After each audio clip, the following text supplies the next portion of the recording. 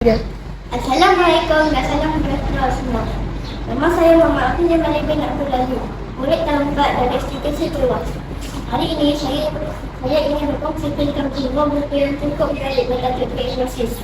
Buku ini ditulis oleh 3 orang doktor, iaitu Dr. Nawfal, Dr. Aizat dan Dr. Azhar. Diterbitkan oleh Blue Book Press Indian Berhad. Jumlah 140 muka. Genre buku ini boleh dikatakan sebagai cerita jenaka dunia perubatan. Ia menggabungkan pengalaman sebenar doktor dengan gaya perceritaan santai dan penuh gelak tawa. Watak utama dalam buku ini ialah para doktor, iaitu penulis buku ini sendiri. Mereka bukan sekadar bercerita, tetapi juga menjadi watak utama yang berdepan dengan pelbagai ragam sakit. Kadang-kadang penyakit menjadi watak sampingan yang ditutuskan gelak tawa, salah faham atau sikap sebelik. Data cerita berlaku di hospital dan klinik, sebuah tempat yang kita selalu anggap serius. Namun melalui buku ini, kita melihat sisi lain dunia perubatan, penuh dengan kisah lucu, mengejutkan dan kadang-kadang menyentuh hati. Masa yang digambarkan adalah masa kini, sesuai dengan pengalaman doktor moden. Cerita bermula dengan kisah ringan tentang pengalaman doktor membuat diagnosis. Ada kisah yang membuat kita ketawa kerana salah faham pesakit, dan ada juga yang membuat kita berfikir betapa pentingnya komunikasi jelas antara doktor dan pesakit.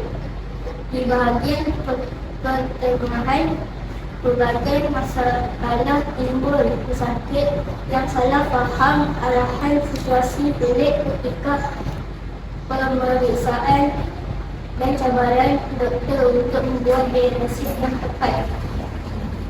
Inilah bahagian yang paling menyenangkan, kerana setiap kisah membawa kita kepada penggambaran kecil dalam dunia perubatan.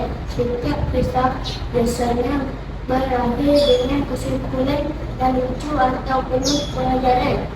Ada yang membuat kita ketawa, ada juga yang memberi renungan tentang betapa pentingnya sifat sabar dan empati dalam profesi perubatan. Bahagian kegemaran saya ialah kisah salah faham pesakit yang mencetuskan situasi belaka.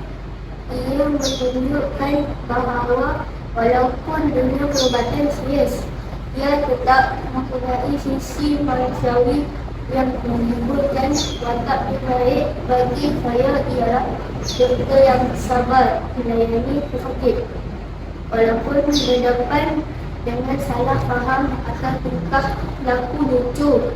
Saya suka kerana ia menggambarkan sifat empati.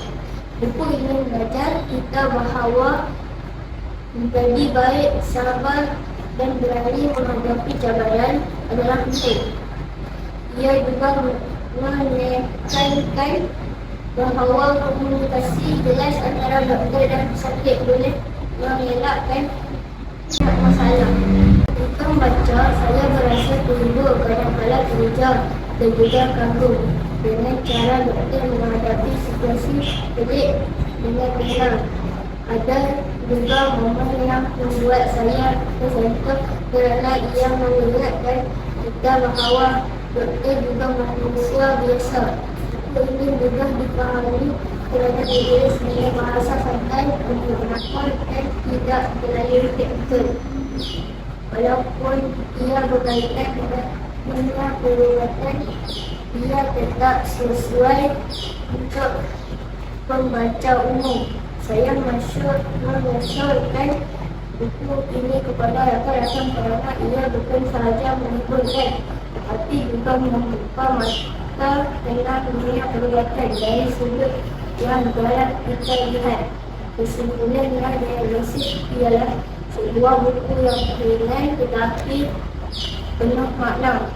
Ia menghiburkan, mendidik dan memberi kita peluang untuk melihat dunia doktor dari perspektif yang berbeza, bukan sekadar serius.